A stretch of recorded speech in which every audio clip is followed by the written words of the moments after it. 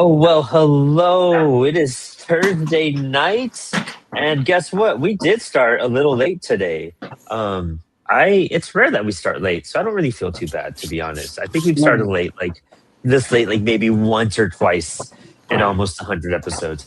But I had this random. I was supposed to get my dryer repaired tomorrow, and the guy showed up right now, and I was like, "Bro, you got 20 minutes." And then he like fixed it all, and he took an hour. But hey, we're here, and we're ready to draw and to do some fun stuff.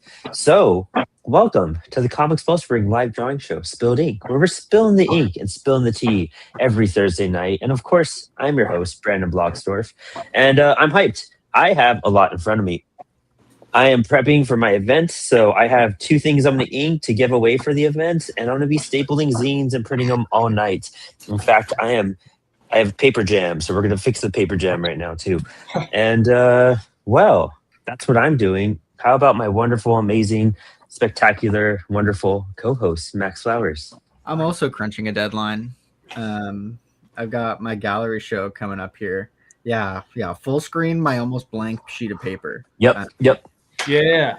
I don't want to full screen my messy desk real fast because that's what you guys see.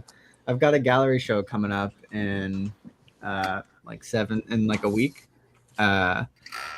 And so I'm making a mini zine for it to hand out on why original comic art looks the way it does. Ooh. Yeah, because I'm hanging it in a fine art gallery space, and comics isn't always the finest of arts. So. Oh, dude, I love that. That's going to be interesting to talk about. I want you to break that down more once you kind of make some progress. Yeah. And who else do we got on the show here today? Actually, let's bounce over to Austin Light because they have an awesome Kickstarter popping up right now. Hi, Austin. What's up? Is this yours? Yeah, this is your digital stuff right here, huh? Yeah. Oh, it's sick. What you working on? And go ahead and promote your campaign real fast too. So I'm working on page 37 of the graphic novel. And I've got my latest Kickstarter going on right now. And in the description are some special links to some discounts. Right now, you can go get the standard issue number 4 along with the deluxe digital PDF or the not safe for work version of the standard cover with the deluxe digital PDF for $15. It's a 1-day deal. So if you are a part of or watching this stream, you are in on the know for this deal, and you will have approximately 24 hours to take advantage of that. It's actually the same price as the digital deluxe by itself, but you're looking at 45 to 50-ish, maybe 60-ish pages for this latest issue, as well as all the deluxe bonuses that come with the digital version. Oh, wow. I just backed for the trade, so I'm super hyped for that because I need to catch up on everything. Yeah. So I'm really hyped. Well, I'm glad you're on the show. I can't wait to see what you do, and I can't wait to talk more about your book too. And your appearance on Inspired Ink, we're on Spilled Ink, is coming up very soon as well. Yes. And let's see. Oh, we got Mark over here. Mark, what are you working on tonight? Page 10 of my Lunar Hair graphic novel. So I'm also working on formatting the 3rd graphic novel of Frankie Crossroads. Cool. Making some progress, getting 2 books done, dude. I'm really hyped to see this new one. It's cool because Frankie's very green and this is very blue and gray. Right. Plus, I'm working on setting up me doing cartoon portraits. I'm trying to set up a website. So nice. Of course, you saw the caricature of me with that greeting card. So yeah, and it was really good. It was fantastic. It's one of my favorite drawings ever. I have it hanging up. But so that's what I've been working on. Glad you're here. Glad you're working on it.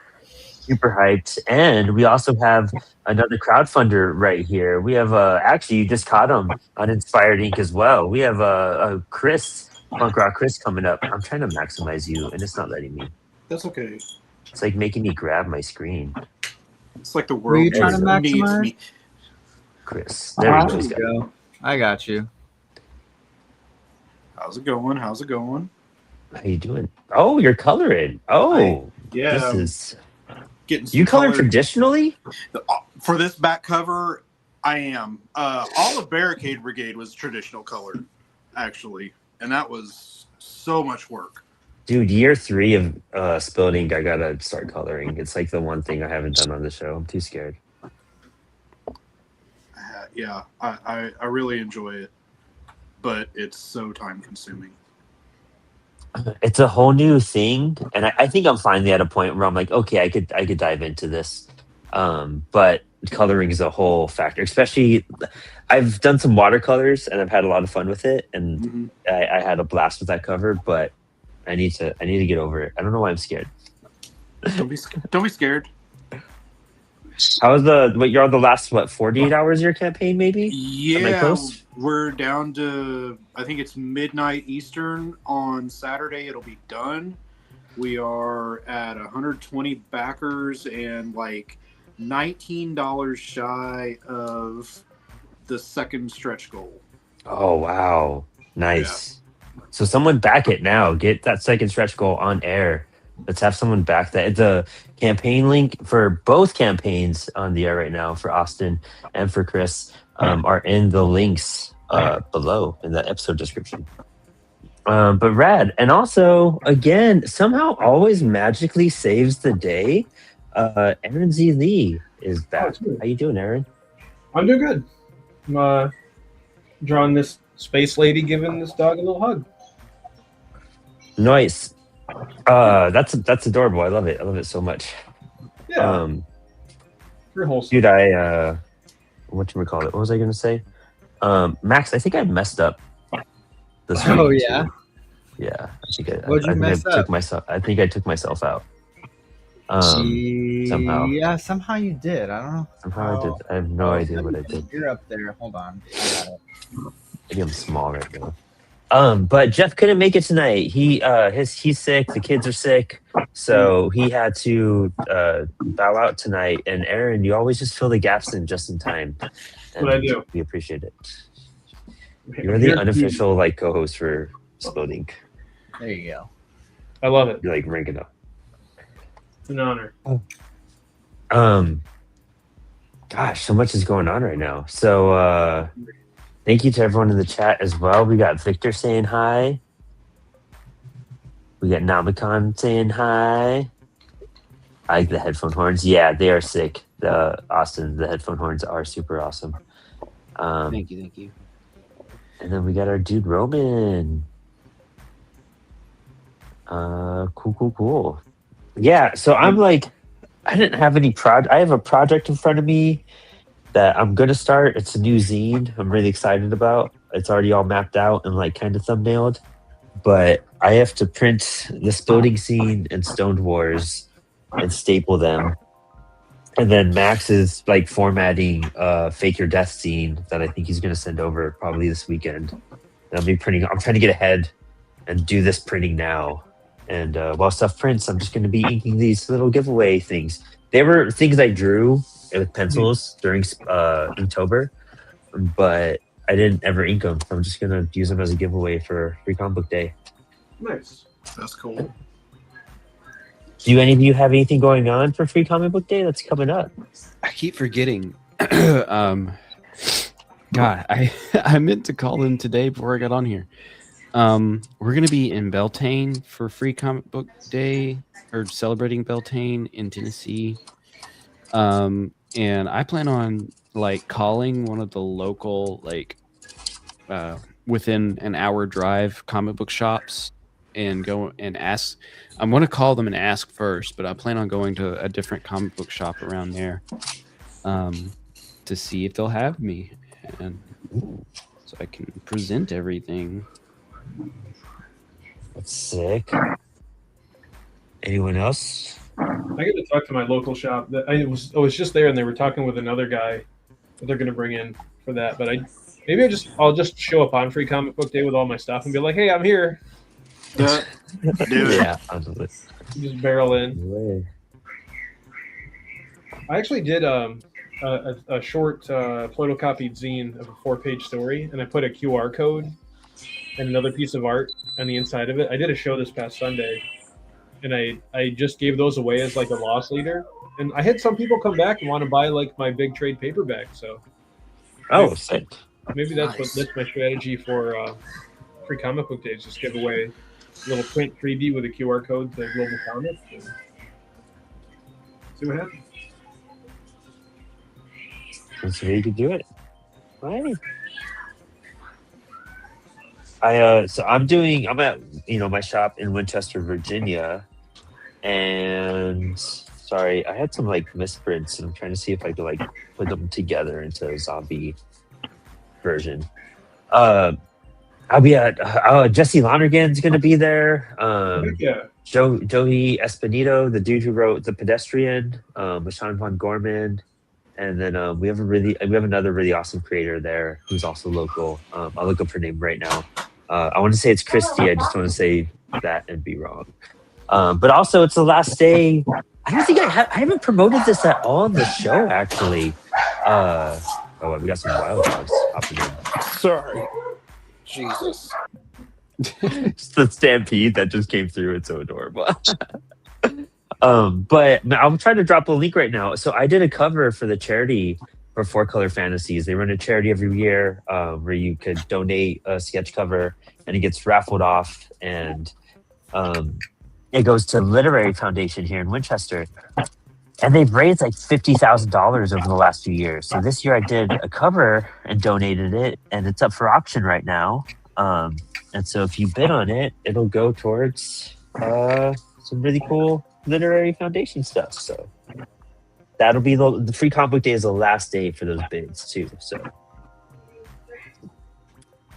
Nice. I did Batman Who Laughs variant cover. That was pretty cool.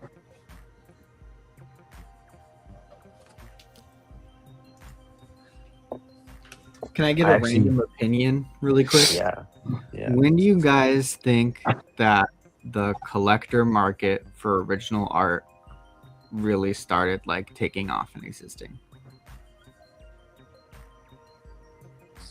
I don't know, 80s maybe. Nah.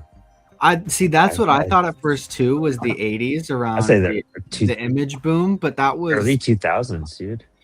I don't know, because in the 80s it was like variant covers and foil editions and trading cards and all that stuff. It wasn't original art that was really sought after. Well, I remember when they did the Death of Superman, and they printed so many copies, and everybody was buying like so many copies, and they thought they would make a lot of money, and so. Yeah, then they're not worth anything now. I know. But I see. I don't think OA took off in the 90s either. You have that's I would call the 90s like an indie black and white boom, and the crash of the speculator market. So I don't know. I think you might be right about the thousands. Like the people I know that like I would do collectibles and like signatures and like I'd get original art and whatnot. Like I'd hear stories how like back in like the 90s and whatnot, like dude, you could buy like a Todd McFarlane page for like $100, and that was high like probably for the 90s, and now imagine that is thousands. I'm sure like you're not getting a McFarlane page for a couple hundred or $100 at all. No. So you think the thousands? Yeah, I'm gonna do a ballpark. Look at Namicon said it'd have to be after the big two started returning, right? That's what I'm thinking, like 2005, something like that. That's when it started like building up, and then dude, by 2010, dude, I'm sure that was just like look at original art and like probably like gold and silver age books probably started getting big at that same time. Okay. Thank you for the information. I was trying to figure it out in my head because it's probably not something I don't know. Maybe I could just look it up, but it's more fun to talk about it. Yeah, It's a good topic. that's a real good topic. I was thinking Especially- of putting some of my original artwork on that comic fans art place. Oh yeah, I think you, Yeah. I think you interviewed the guy. Matt and Sardo, yeah, something and about you have to have an eBay account or something, and I don't know. No, I don't think so. That's what it says on the thing, that set up your eBay account for auctions, and It might just be Put an it up. optional feature, like to connect it. I haven't Right. done it in a year. I don't know what it's changed in the last year or so. But you did a great interview with him. I know that. Oh, wait, Kazra's awesome. I love that guy. Real good dude. I'm looking forward to see those guys at the Rhode Island show in September. Oh, dude, I don't even know if I'm going to that one now. What's that? Oh, you don't know if you're going? No. That's all good. I mean, you're a busy guy. Well, it's the same weekend as Baltimore. I don't know where work's going to send me. Oh, gotcha. But, like, I know I could get into IC3 really easily Oh, yeah. because of Matt. And I always work out something with Matt and Kazra. Because then, like, I always try to promote the show for, like, 2 months leading into it, Which I might still do, because I always get good people on. But, sorry, I'm also eating this gordita. Oh, Kind of like out of breath. Well, trying have to the like best time. that dryer dude really threw me off. Like it threw off my whole little hour before I'd start the show. Yeah, it's the same weekend as Baltimore Comic Con, and Baltimore's 2 hours from me. Providence, which I'd rather go to because I've never been there, and I'm a big Lovecraft fan, and it's always been like a goal of mine to go there. Mhm. It's 9 hours, so Yeah, that's a hike. yeah, and it's like a 1-day con versus like a 4-day thing. I don't know. I mean, would you fly? No, Providence? I would definitely drive. Okay. Just because, like, if I'm carrying stuff to set up for a table, I'd rather there's no way. Flying Yeah. would be brutal. Yeah. You can take a train. Yeah, I could take a train. That'd be cool.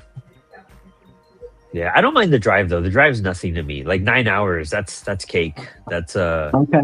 that is El Paso to Austin. So, anywhere in Texas where I grew up, it was a 9-hour starting gate to get somewhere. Yeah, as long as you have somebody to chat with on the road, it's not that bad. Yeah, typically for like IC3, like or Baltimore Comic Con, Lex will go with me. So those are always great times. She'll run the Apollo table with the Apollo creator, and it's a 1-day show, so it's always fun. I did a show at Syracuse University last Sunday. It's just really nice to do a show again. Just really, I don't know if this is good or bad, but I just enjoy tabling. And like if anybody stops to chat with me, I just enjoy it.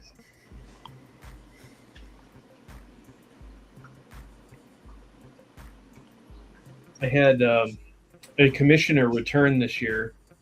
Last year he had me paint Leslie Gore, who's the singer who did "It's My Party and I'll Cry If I Want to." Right. And this year, he had 2 very specific portrait requests for me. He wanted me to draw Nancy Cartwright, the voice of Bart Simpson, and he wanted me to draw Katie Couric, the news anchor. What a weird request. I mean, whatever, but Yeah. I mean, I'm the guy. I can do it. I love drawing faces. So not gonna yuck his yum, that's for sure. yeah. And no pressure. He like stood over me like while I drew both of them, and his friends were like standing next to him. He's like, "Come on, can we go?" And he was like, "Oh, I'm just gonna get these done." It's like, and they were like, "Are you gonna be here the whole time?" And I'm like, "Well, I'll be done in like 20 minutes. Like, I'll be okay." They're like, "Just let me do my thing." But he was happy with him, so maybe I'll get him again next year.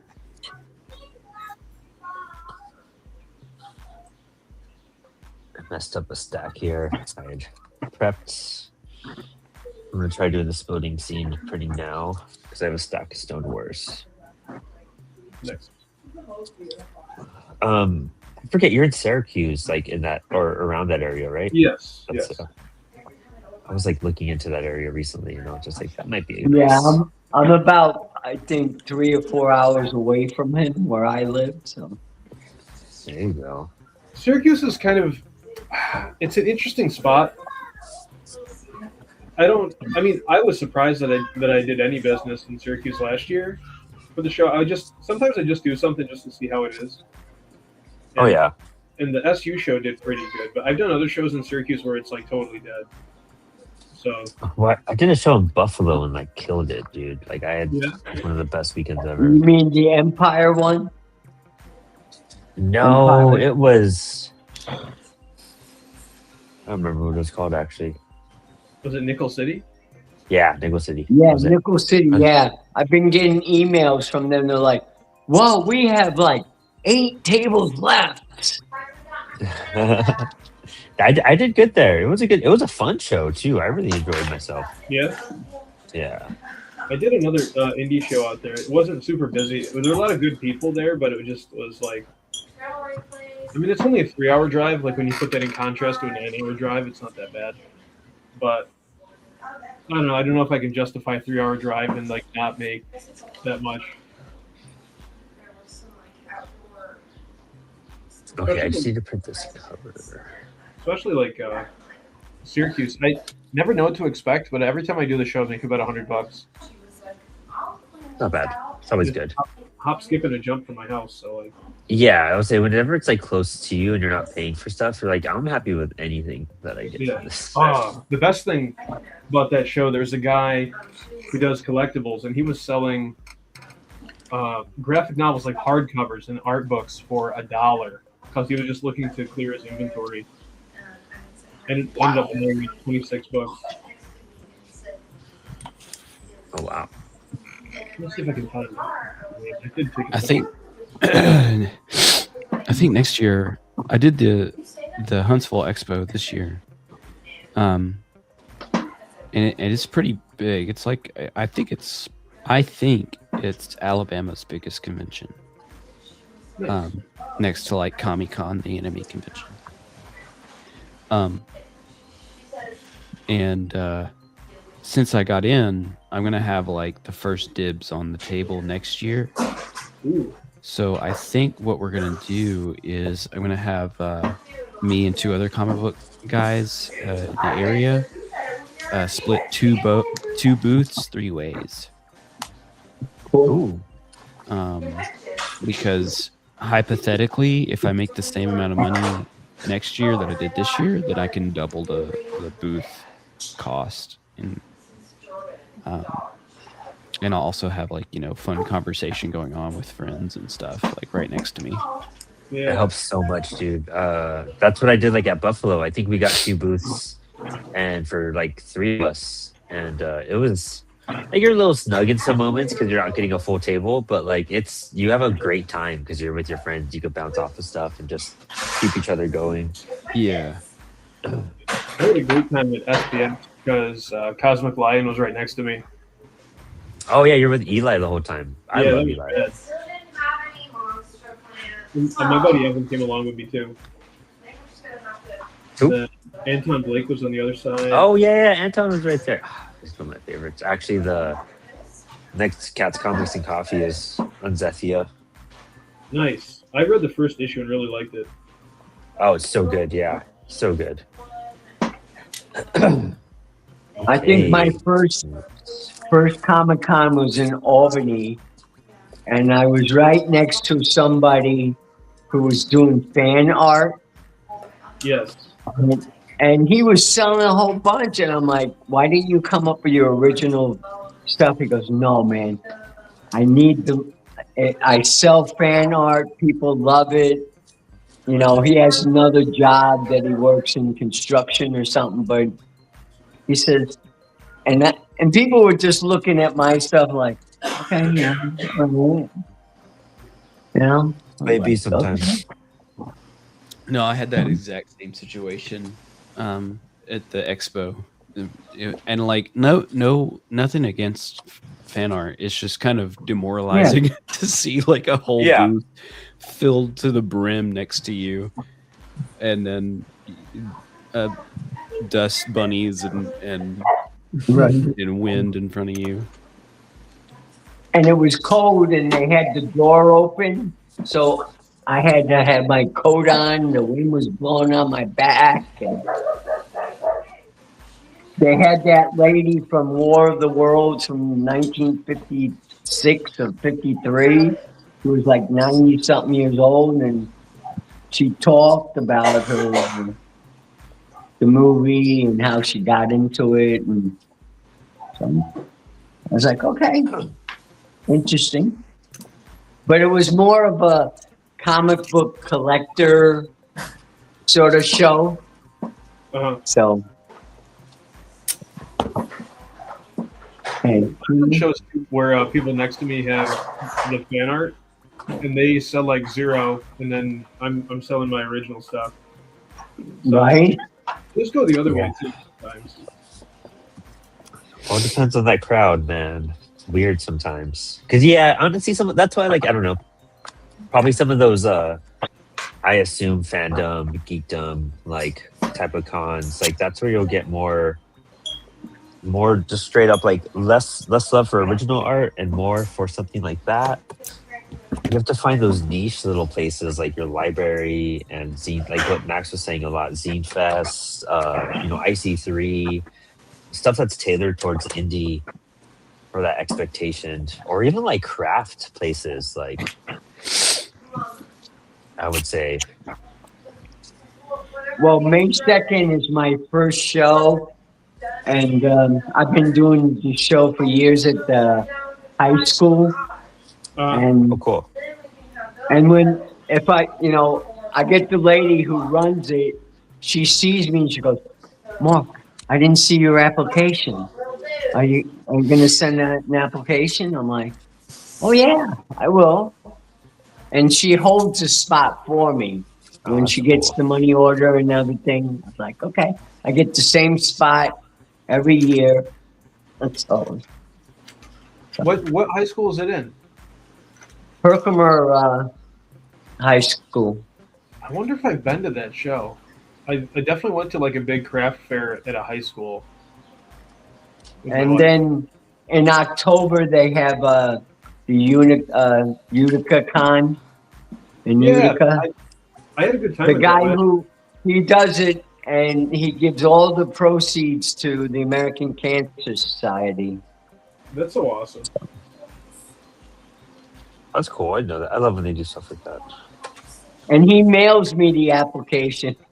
He called me once and he goes, Mark, did you send me an application? Because I was wondering. I said, no, I didn't send one this year.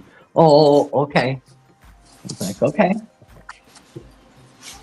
So I guess I should feel proud that they remember who I was and they like the stuff. Yeah. And Yeah, it's always it's like having you on the show, you know? It's good to have you around. I like that show too because it's very comics focused.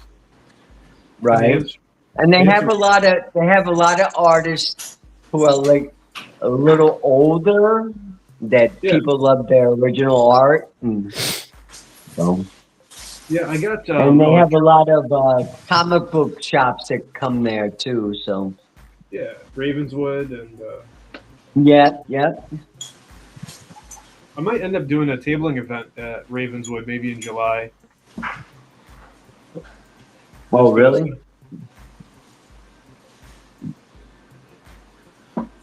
Reach out to them in a little bit. There's one vendor who has great stuff. He had like a whole bunch of creepy and eerie magazines and heavy metal and The Crow. About a bunch of stuff. You know what I found out? I was watching. I wanted to know who the artist was that did the Smurfs. Oh yeah. They came out in the 50s in France. All right. Yes. And they were blue. And then the guy comes up in the 60s with purple Smurfs. I was like, wow, purple Smurfs? Okay. It worked once. Try it again. Namicon was just saying it's hard to figure out the demographic for a show. That's totally true. It's always a risk. Like, you almost need to like gamble and go a couple years in a row and experiment to be like, is this show for me or not? Like, Yeah. what's I mean, it's a shitty number to go by, but like, I'd give it 3 years to really know. Like, that way you could see if you had like 2 successful or 2 bad ones. That way you could see if you like got better or got worse, or maybe depending on like your inventory. But I feel like if you're gonna do a show 3 times, like always show back up with new material each time. Like that way you can kind of read it more. Yeah. Don't go the same 3 times with like the same material. That's why this year I didn't apply to SPX or CXE because like they're really, I mean, they're big trips for me, but I don't have a new big graphic novel yet. So I'll wait until I have some kind of complete thing before I do some more big shows again. So that show is more if you have like comic books or you're a publisher or just the books. They don't, do the trading cards and all that jazz. It's just Right, for yeah. publishers. Yeah, just for creators. I love shows like that. Yeah. That's where you know you're gonna do well no matter what. You'll sell something. I really want to go to Right. Heroes actually. I had a weird experience at Heroes. I had a good time, but I didn't sell a lot. But there was various factors that weren't fun with that. Like, but it was still like worth it. I feel like I would do it again. Yeah, just to be there. Yeah, just being there is great. But I can't go to Heroes this year because it's the same weekend as Warp Tour. So going to Warp Tour, I had to tell my best friend. I mean, it's his kids turning like 1, and he's like, "Are you coming to Emilio's birthday on the 13th?" And I was like, "It's the weekend of Warp Tour, man. You can't. Sorry, Yeah. priorities." I want to go to Kids Warp turning Tour 1. just to see Family Force 5. Oh, there you go. I don't know which ones they're playing yet off the top of my head. I'm going to the DC one. I see, that's what's cool about SPX. Like, it's just like, it's an hour and a half, maybe hour 45 on traffic. You know what I mean? That's why I like showing up just for a day. I applied 2 years in a row. I got denied. I'm like, whatever. I know it's not a real lottery. Like, come on. You're picking. That's another reason why I like kind of held off on applying for this year too. 'Cause I feel like if I got it last year, I'm not going to get it this year. Sunflower stems look like I don't know, celery. man. I feel a lot of repeats sometimes. And then some people being like you had to have done it. There's no way they weren't. Well, has anybody done Awesome Con in Washington? No. I haven't, but I've thought about trying it. I haven't looked into table prices or anything like that either. Is that Washington, D.C.? Yeah. Yeah.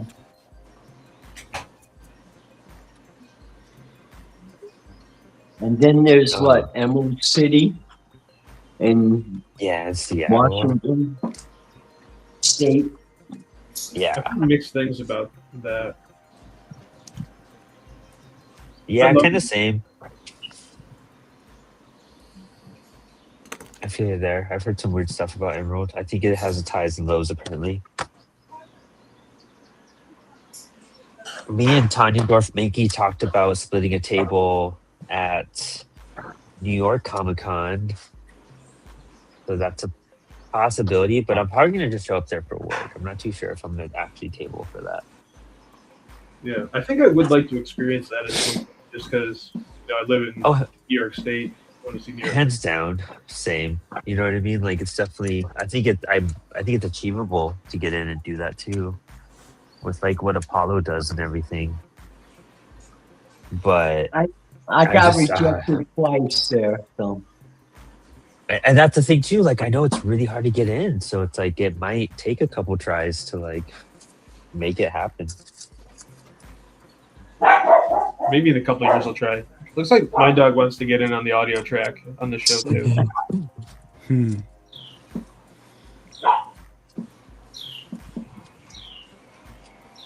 Well, I think I got rejected twice with the Society of Illustrators show. I forget what they call it. Huh? Or is it Mocha? Yeah. They're like, oh, we love your stuff, but we've been so many applications and, we have to deny a few people. So. Yeah, those tables are really expensive at Mocha. Are they? How much are they? Do you know? Or how much were they? Whole table's like 300 or more. Yeah, something like that. And it's in March, so. Yeah. I mean, I think it'll be fun. Well, if you want to submit another application next year, we'd be happy to look at your stuff. Yeah.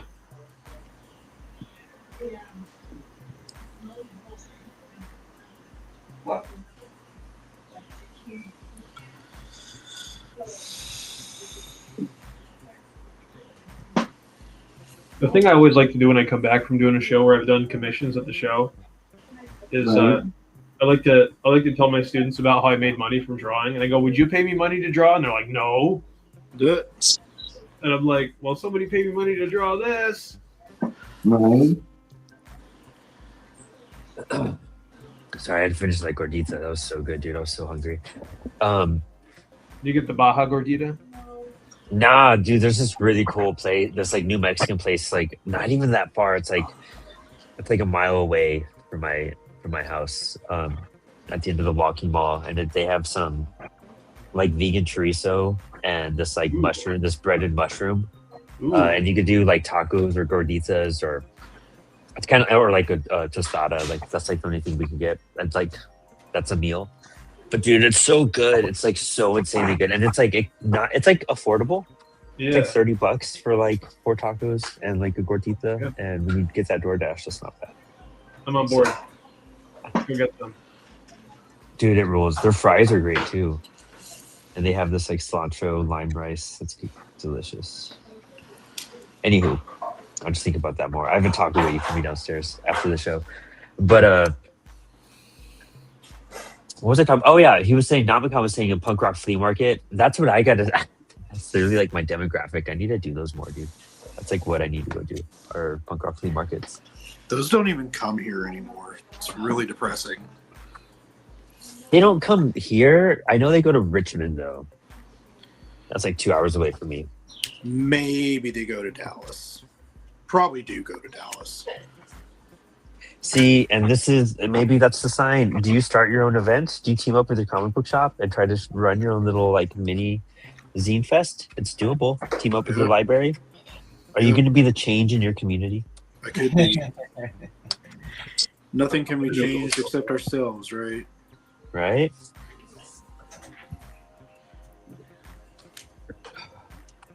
Did all my stapling. Now I'm going to be doing my bone sawing.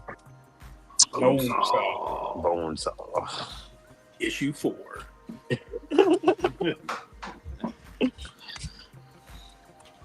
So like I had this really cool tan that I really liked. I thought it was freaking rad for this cover. And then I ran out. I used it for like too many test prints. I was really sad. So I'm using a blue because I thought it's still, it's Star Wars. I want to give it a little lighthearted and give it a blue color. So yeah. Free comic book day exclusive brown. First printing. I might even write first printing in it, and then I'll do the blue standard, and then the second printing I'll do another color. Someone on the show gave me that idea, and thank you for that. Let's just say it was Max. He has all the good ideas. And my Spilled Ink zine, I'm just doing black and white. Like I just have, I don't want to like go too crazy on that. Stone Wars, I put like a crazy amount of effort into. I feel, so I want to do the colored covers. Yeah.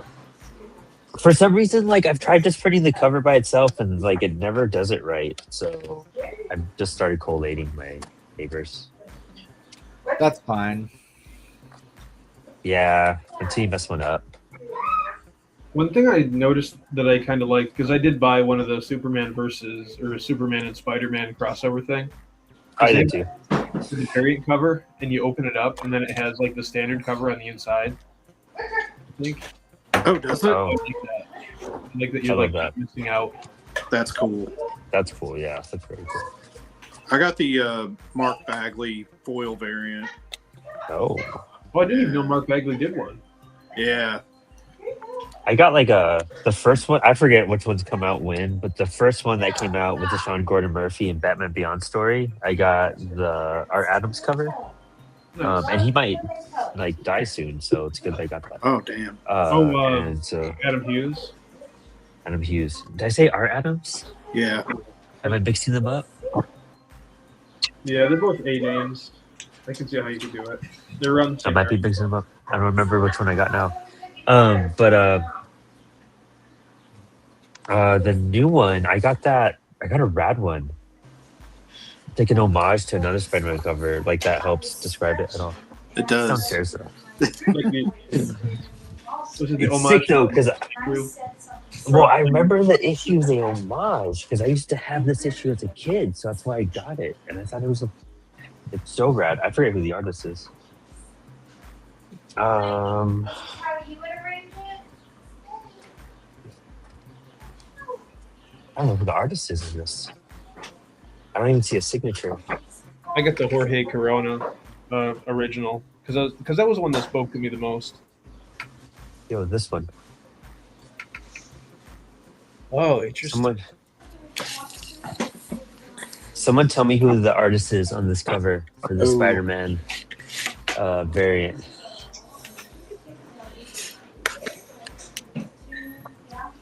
Hang on. Come on, community. I'm working on it. Do your research. It's a newer person. Also, I got volume 1 of Rick Veitch's Swamp Thing, which Oh, heck fixes up. yeah. Dude, yeah. And then they're releasing his last 4 issues in a couple weeks where he meets Jesus. Yes, So go. I'm hyped. Yeah, I'm Sanford gonna Green. dig into this. Sanford Green, that's right. For the win, bro. Dude, yes. Dude, this is my favorite one. He does. I not love this miss. cover. I didn't even see that one. It's a great cover. I'm very glad that my shop does all the pull list stuff through League of Comic Geeks, so I can see all that kind of stuff. Oh, that's cool. Yeah. I don't have a full list. Just shoot from the hip. Man, that's bold. I have too many comics to have a full list. I get that. I'm not going to agree with that in current company. No, I get that. I also But- moved 3 times in 3 years, so I Yeah. really fucking started to hate my comics. I get it. And so did my girlfriend. She was just like, "I'm not moving this one more time for you, ever." Fuck those things. I think I have I was two. like, I get it. You can have 5. Dude, I have like 40. 40 short Yeah. boxes. 44 boxes. 44 boxes. Dang, that's a ton. And then that's not counting what they vomited out of it. You know what I mean? Yeah. Oh, hey, Namakan. We do prints. We do art prints. Go to our website under there's prints. There's definitely prints. the posters are inexpensive too, from what I recall. What they changed? trying to decide, do I want to add any more color? Brandon rages live on air when he finds out that it was changed. Yeah. Thanks for that heads up. Yeah, you go to products and you go to marketing materials. That's new. Okay. I wouldn't call that. Yeah.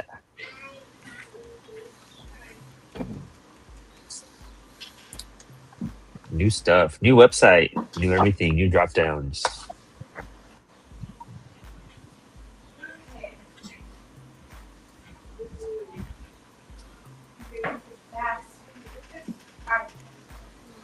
Yeah, I see your new logo is simple, not confusing.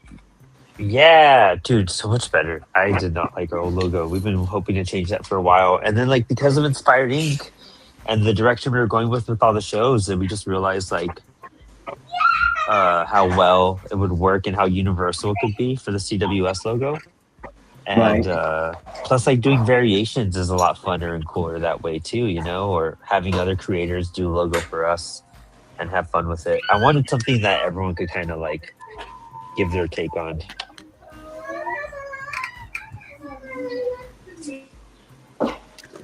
Someone got beat up in the background. It's just my daughter stubbed her toe. Oh, yeah, that's beat up, dude. That is an injury. That's She's down for the count. I feel that pain just hearing it. Like I've being broken said. my toe doing that, so I feel Oh, wow, that's a big. yeah. That's what happens when you're blind and step out of the shower. I've Even never doing broken a anything cool. bone in my life yet.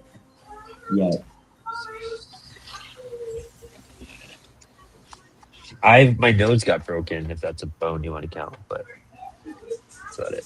What, you start a fight with somebody and I just did punch in not the start a nose? fight. No, I've never been in a fight. I've just gotten my ass kicked a few times. no? How'd you break your nose then? No, I got punched in the face. But there was I didn't have any other option at that point. I was out. He was like a college football player, and I was like a 17-year-old little skinny punk rock kid that weighed 120 pounds, like 15 pounds. But, I was out. And then, like, I didn't think it was broken because it didn't hurt, but it turns out pretty broken. And now I can't breathe because then, like, I don't know why my dad let me make this decision because the doctor was like, so we could fix it and it'll help you out, but we'd have to break it again. And if you don't break it again, then you'll have some, like, long-term stuff. And I was like, well, I don't want to break it again and feel all that. And my dad was like, all right, I get it. And I was just like, damn. And now I'm just like, dude, why did you let me make that decision? Right? I can't breathe now. It's really annoying. Can you have it fixed now or no? I mean, I could, but that takes You still have money. to break it again. Yeah, still gonna break it again too. Yeah. Well, then you would breathe better, no? Yeah, no, but yeah, I'll afford that one day. One day. One day. I need health insurance. I could get health insurance. It's just a lot, but one thing at a time here. Wait till you get to be my age, then it's pretty cheap. I mean, yeah, dude, it's like $200 a month or something. It comes out, or a little more. I don't know, something like Well, that. I'm Or it's on a really good Medicaid. one. I'm on Medicaid, and I get Blue Cross Blue Shield, Alex, XL. So, and I'm 63, so you know, I'm a senior There you go. citizen. Yeah, I took one. Somebody Just said swooping to up right me. behind you. Somebody said to me the other day, I told her how old I was, and she goes, wow, you don't look 63. And I'm like saying to myself, what's 63 look like? Yeah, what's your definition of 63? Yeah. Mileage My may dad- vary. Yeah. Yeah. Unless you drink a lot and smoke 8 packs a day and, Right. you know. No, I didn't know my mic was off for like 35 minutes. Oh, Oh, I thought you were just like super focused like this Oh, whole time. I've done that too. Yeah. Yeah, we've all been there. That's why I was like, yeah, it just makes sense for the show. And then I try I'm and not- like speak or yell, and I like keep getting ignored, and I'm like, all right. And then it hits me that you guys just can't hear me, and I'm like, fuck. You're still loved, just so you know. Yeah.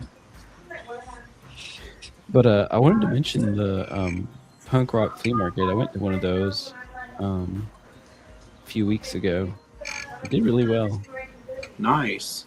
Oh, It was like a tattoo parking lot, like Oh, cool. just kind of like half put together kind of thing, and they do it like monthly. Nice. So it was like $20 to set up, and then Oh, that's great. Yeah, yeah. it's not bad. So I probably made the most profit there than I've ever had. Maybe. That's super cool. Nice, dude. Yeah, and if it's a monthly thing, knowing you could do that like every other month, or like bring something like just slightly new. That's kind of why I started doing these like little zines, because I'm just like, this just gives me a lot of ammo. Like, Yes. plus I needed new material out. I was like, because the Apollo books, I don't know. I mean, I love them, but there's so many. And even trying to decide what to take on this like little tabling thing, I don't want to like overcrowd my table. Yeah. But then I started packing my stuff, and I was like, okay, so I have my 2 zines and my promo zine, and then I gotta take Teenage Babylon because that's my book, and then I gotta take the Punk Anthology because that's the new Perfect Bound, and you know what? I'll take. What else did I grab? I think I grabbed a horror anthology just to be like, I could sell a couple, and that's good money if I sell even 2. Because I have a good story in there, and that's like our newest one. And I got to take this Comic Coast Fascist because that's a high seller. And then One Hitters has Weed Wizard and Bong Boy, and I could do a poster bundle with that. So I'll take a poster, and then I'll have the new 420 special. So I'll include that and do a thing. And I'm like, now that's like 10 books still. Like I tried to narrow it down to like the core, but the core is still a lot.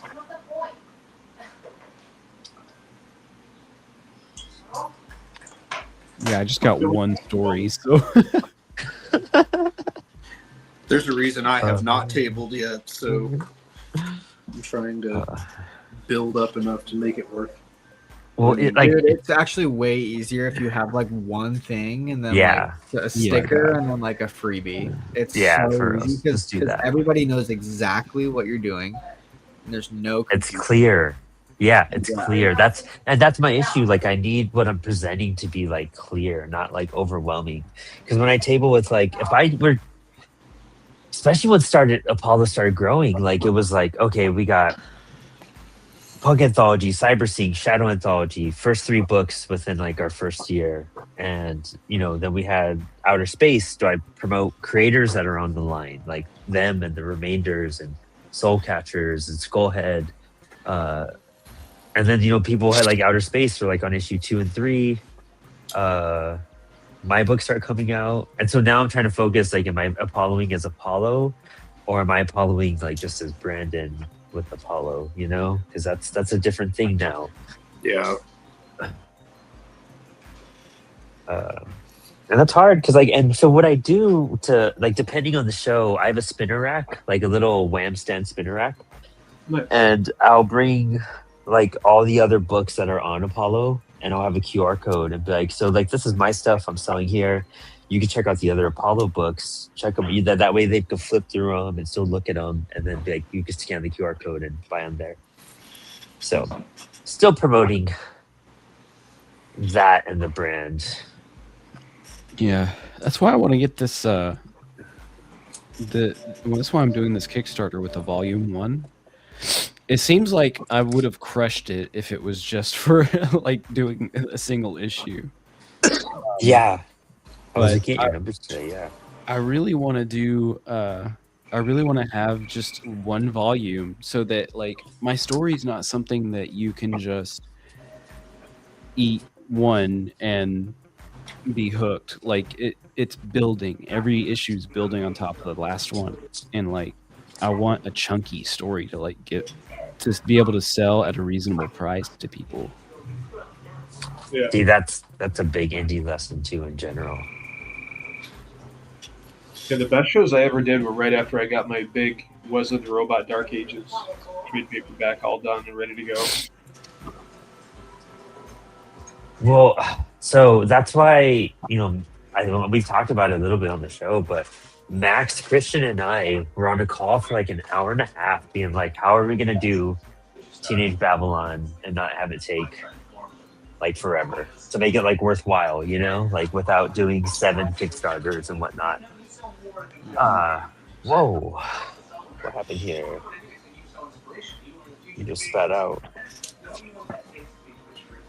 That was weird.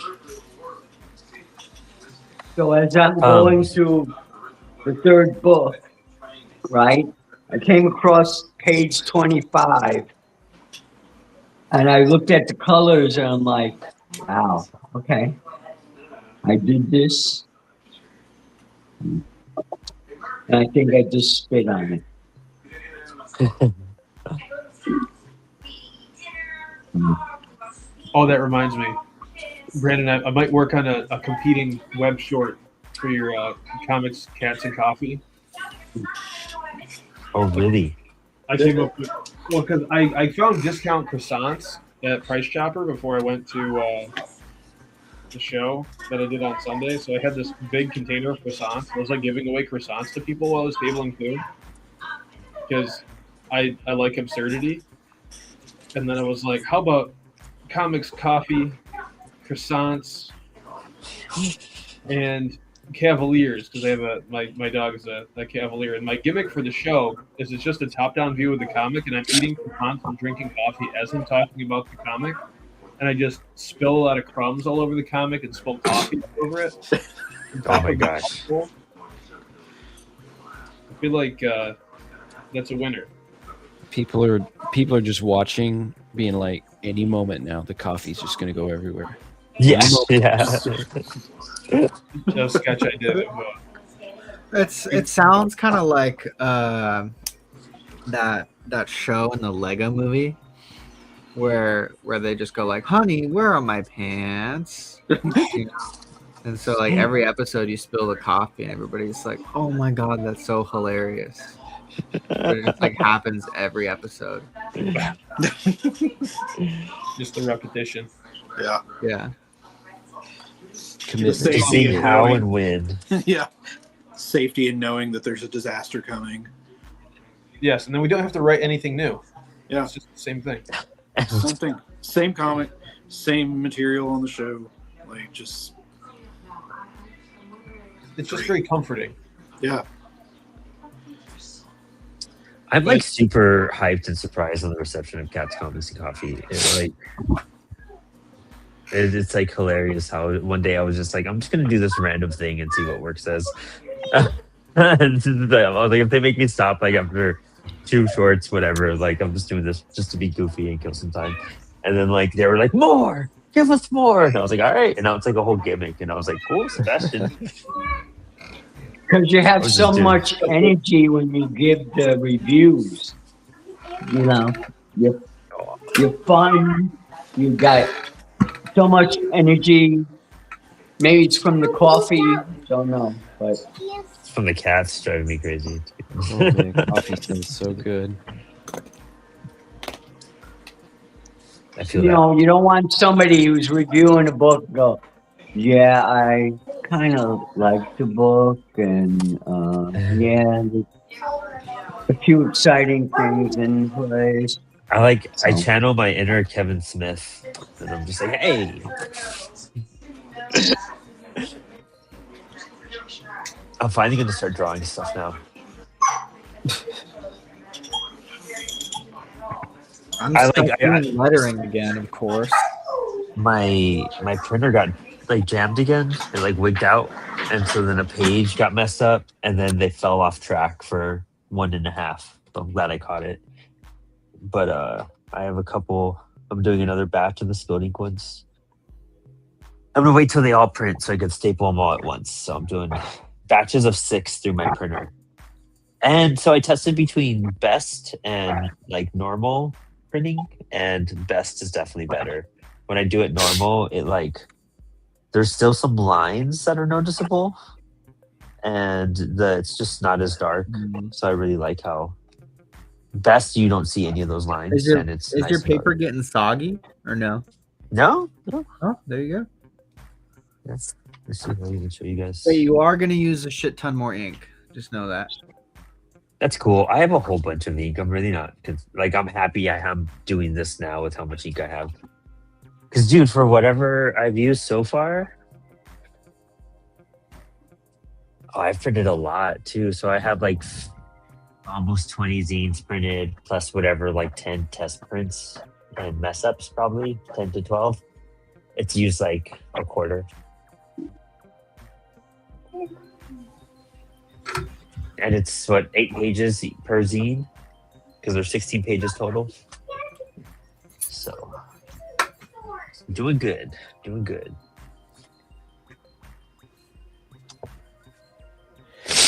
Next by a mermaid there for a little bit.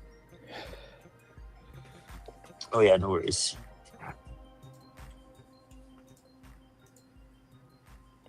So I'm doing this like Godzilla piece right now. I figure Godzilla's a good giveaway. Oh yeah, who doesn't love Godzilla? And if I can finish it, I'm gonna do the Swamp Thing, give it away. Yeah. But that gives me like a drawing mission to also like take a break from what I've been doing. I've been just making a bunch of stuff, so I'm about to start up a new zine. In fact, I can show you the thumbnails if they're near me. Are they near me? I don't know.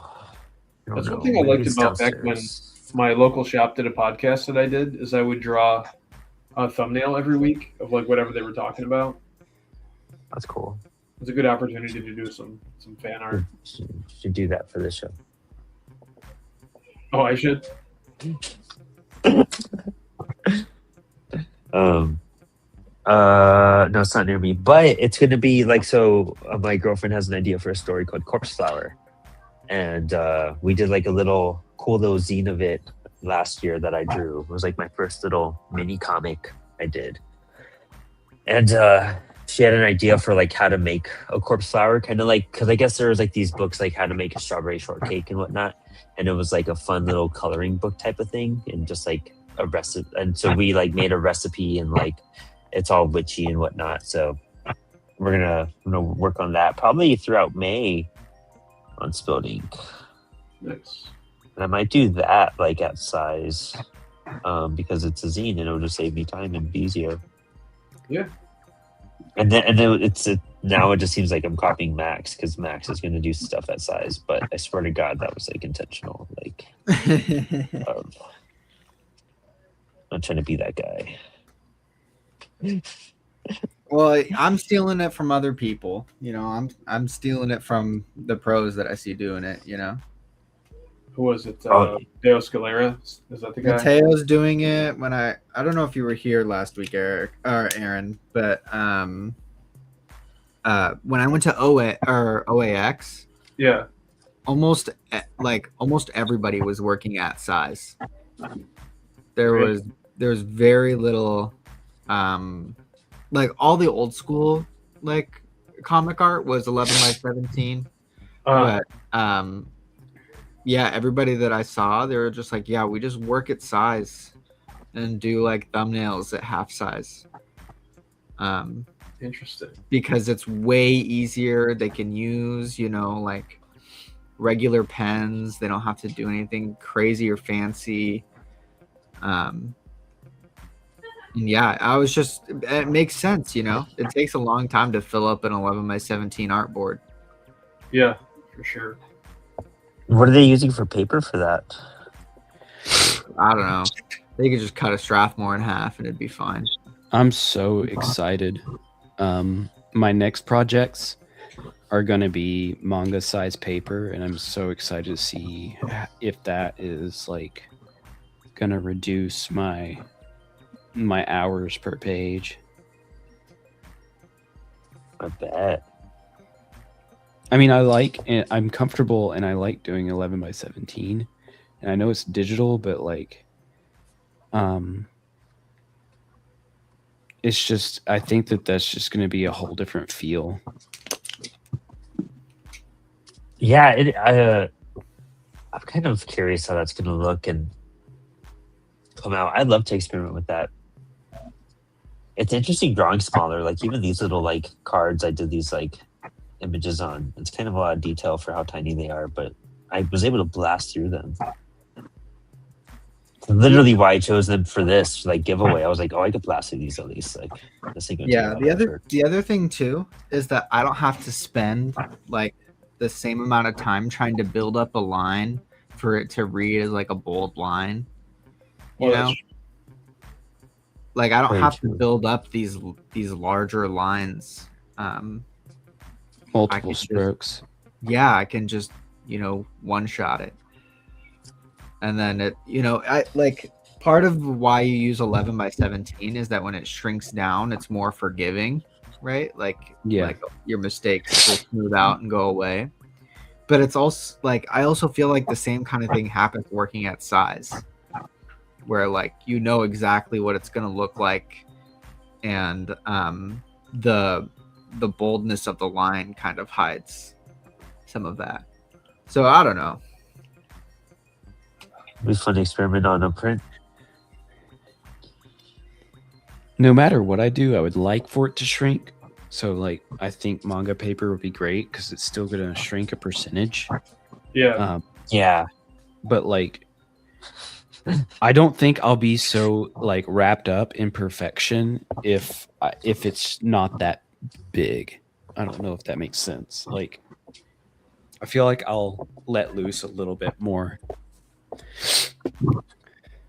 Yeah, I hear you. It's also like not as intimidating, I guess, Like you're just like, oh, this is it. Like I'm not filling up this whole entire thing. I don't gotta freak out like about all this space. Like I'm here.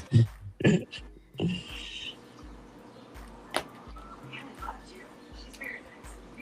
I think I'm gonna use a nib for that.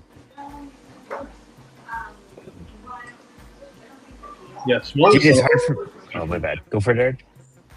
Well, a smaller size would definitely be better with a nib. I was literally gonna say that. That's funny. I was like, I wonder if like nib stuff would be better on smaller sizes. I mean, if you get a really good nib, which isn't always the case, like you can get a lot of variation in line thickness. But I feel like maybe 1 out of 10, like Hunt 102s, is actually does that for me. I'm probably doing something wrong, but they just have way more luck with brush. I have like loved using a nib so much. It's been my favorite thing. I feel like I get the right line movements and like my hand's a bit better with it. Yeah, I like a nib too, but another funny thing is when I went to OAX, Nobody fucking used that shit. one of the big questions I asked everybody was, hey, what are you using to draw that?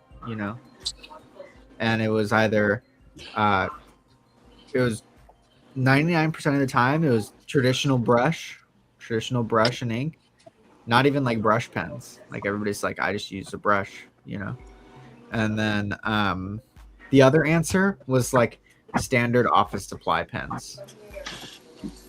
That blows my mind. Little Pilot G-Techs, Precise V5s, they're not using, like, most people aren't using microns and stuff. They're just using, whatever little office pen.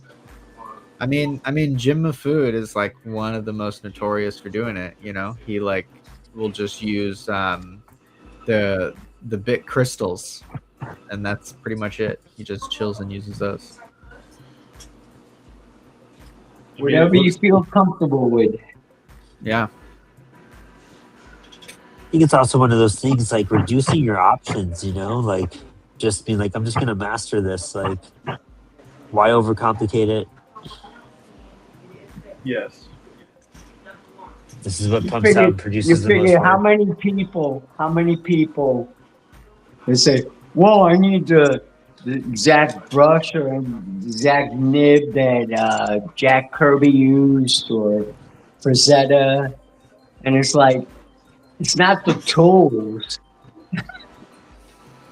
It's how the person draws.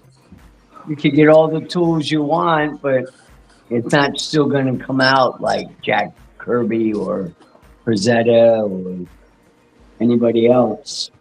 Right. Yeah, because the tools that Frazetta uses, and then you're like, what? That's insane. Like, that's really insane. That documentary he has, like on Tubi, is really great. Oh yeah. Right. Is that Painting with Fire? Is that what it's called? Something like that, yeah. Yeah, I think his daughter does the Friday night, whatever she does, podcast. Oh, really? Frazetta Girls. Yeah. Oh, yeah, check that out. I know about that I company. think she I haven't runs checked a out the Frank podcast yet. Frazetta Museum or something. They do Yeah, Friday night things. So Dude, that's like 4.5 hours away from me. I've always wanted to go. It would be cool to see those in real life. That would be really cool. I You should think plan like a spilled ink trip out there. They did. They had one of his pieces at the Society of Illustrators a while ago when I went. That was cool. Sebastian, bro. Sebs, there's no room for you here. I love you. Get the fuck off. You're gonna smear it. You're gonna smear it. You smeared it. That's wet ink, guy. You guys just see pure cat on the camera right now. Just a wall of cat. NBC. Yeah. You're Meow, watching meow. NBC. Meow, meow, meow. yeah. That's gold.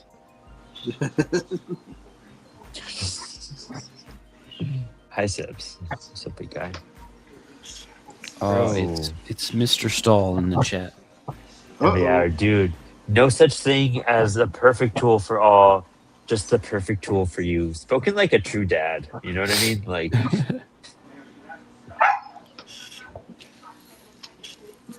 And some people would describe me as the perfect tool. Same. I work with most of them.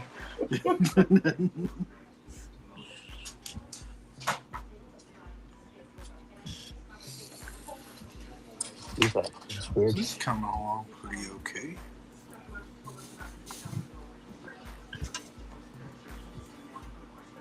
I've been using so many of the same jokes in my class all year long. Some of the kids are saying like, "Mr. Lynn, that joke is getting really old," and I'll get like super serious, and I turn to them and I go, "So am I."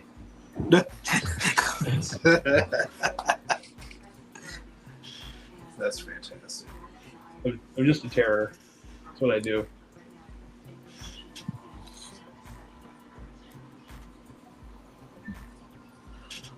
Did I really put some detail into this Godzilla? Like, I didn't realize. Just gonna- Sorry, just looking at your camera. Literally just saw the cat. Yes, it's just like right in front of it. That's Sebastian. I can't wait to see this Godzilla drawing after the cat clears the screen. Yeah, for reals, dude. Thanks for covering me, Sebastian. The suspense is killing me. Yeah. Ah, dude, he's just like scratching at me now. Dude, I can't pet you right now. Dude, I love you. I'm trying to focus so hard. You're just like ripping at me. I always had a hard time reading the Japanese comics because you read it, from the back to the front? Mm-hmm. Yes. I was like, okay, I guess it works for them, but here in America, And then like the panels will sometimes like be a different flow. You have to like find your pacing with it. Yeah, I remember watching a TikTok that Emma Kubert did. She was translating a book that she did into a manga and like had to reorient everything. Yeah, everything, dude. It's crazy. Like you could do like a whatever, like a quick manga and just reverse your pages, you know, and just be like it's like that. But like, oh my God, Sebastian, that's ink, you motherfucker! Oh Jesus Christ! I'm bull in a Trying to China drink shop, the ink? dude. I swear. Oh, you are something else. Get on my lap right now before you spill more. Some of the older like or mangas that came over and were adapted in America, like right when manga was starting to come over, they have them flipped. Like I know the 2010 Kodansha Akira is flipped. That's Yeah. Yep. Lone Wolf and Cub, I think, is flipped. I think it is too. I think you're right. When it was re-released with Eclipse, Yeah. because I have some of those. So that I there have are like some, those Frank Miller and Bill Sienkiewicz covers. yeah, they're great covers. Catzilla, yeah, you're right, Chris. Honestly. Oh, Sebastian, I am going to. No Love and violence keep. on the cat. No violence on the cat. Oh, you just stabbed me. You could stick Godzilla on the cat. Yes. Dude, for real. Then it's not human inflicted. Whatever happens, happens. Let them Can I fight. give you a snack just so you could like be happy and leave me alone for a bit? Do not tell your mom. She will kill me. So my printer's like skipping over one cover page like over and over again. I don't know why, so I'm just gonna replace it. Like it just keeps on spitting it out. It's like out of paper, out of paper, and I'm like, you're just spitting out the paper.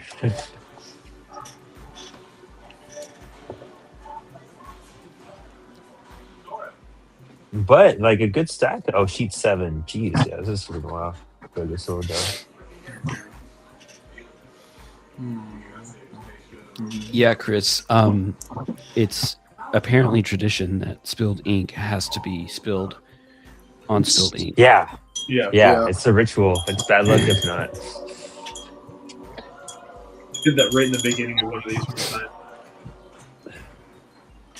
Dude, it's always so discouraging when it happens too soon on the show. Though you're just like, damn, I really gotta like, Yeah. I gotta zone in tonight and focus. Like I can't mess up anymore. I remember I tried to save it with some whiteout, and I'm like, it's not happening.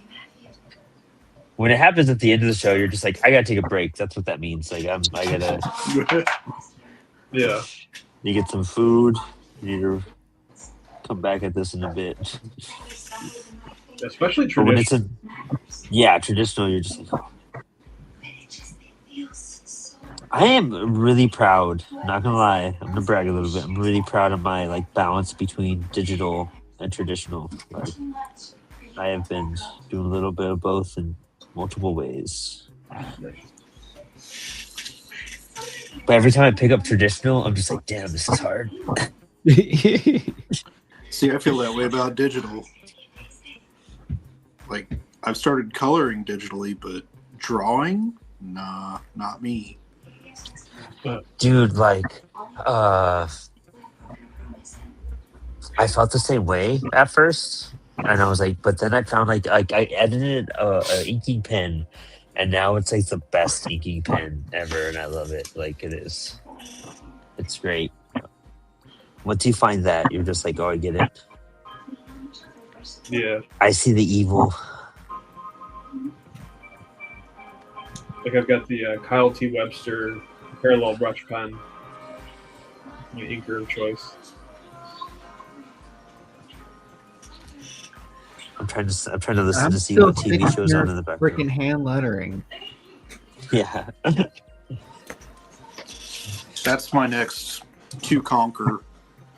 Dude, I tell once I started, I can't go back. 'Cause Yeah. it changes the way you think about your pages. You Mhm. know, Yeah. where everything is about the letters first. Yes. You know. I could see that. You could tell in Stone Wars when I got like frustrated with my hand lettering because it just gets all digital. Like it just, you better go, Brad, learn how to do that on Procreate, and it just like I switched. Yeah. In fact, I think I edited the like because the hand lettering just did not come out clear enough. I felt it was like really ugly on the scan. I think it looks okay like on the page when I did it, but the way it's scanned in, I just did not like. So I'd have to It's a reevaluate some stuff. you have to train your handwriting to to write like a comic book font, you know. Yeah, you can't just like. You can't just, I mean, you can just use your Yeah. handwriting, but your handwriting also has to be very, very legible. My handwriting sucks. And you have to be That's able to. why you gotta take a calligraphy class. Yeah, you have to have the Right? control to do it straight, you know, or like mostly straight. Understand how to do like bubbles that aren't crazy. But if you look at Robert Crumb's work, Oh his yeah. lettering wasn't that bad, even though he did it by hand. Yeah. And then you get that cartoonist, what's her name, Lynn Barry, Oh, Linda Berry. Yeah. and how she did her lettering. I'm like, okay, if you can read it.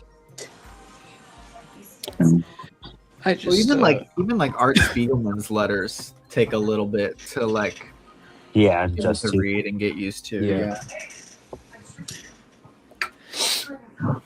I just wait until the new year, and then I'd get that Comic Craft discount on Ooh, all my what's that? lettering. Mm. So, on the New Year's Day of every year, Comic Craft, which is like a lettering and comic font website, will sell every single one of their fonts at whatever the year is. So Oh, if it's wow. like 2027, it'll be $20.27 per font. It's Okay. one day only, but it's like you can get $400 fonts for $20. wow. Nice. Yeah, you gotta post that up on the Discord too when that happens. Definitely at everybody. Yeah. Blendbot does Black Friday sales too, and they've got a bunch of free stuff for indie creators. Yeah, that's true too.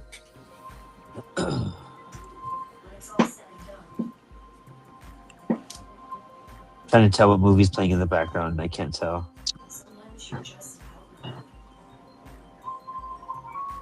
It's Pup Patrol.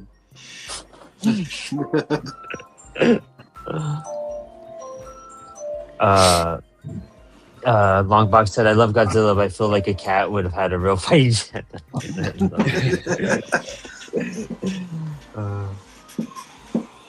I think Godzilla's cool. I haven't seen many Godzilla movies though. Not gonna lie.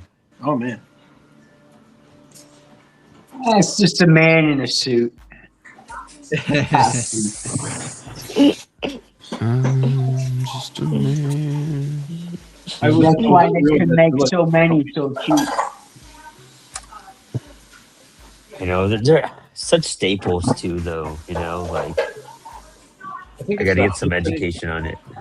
Yeah, there's an era. I think it's called the Heisei era, which is like from either like the late '80s to like the very early 2000s.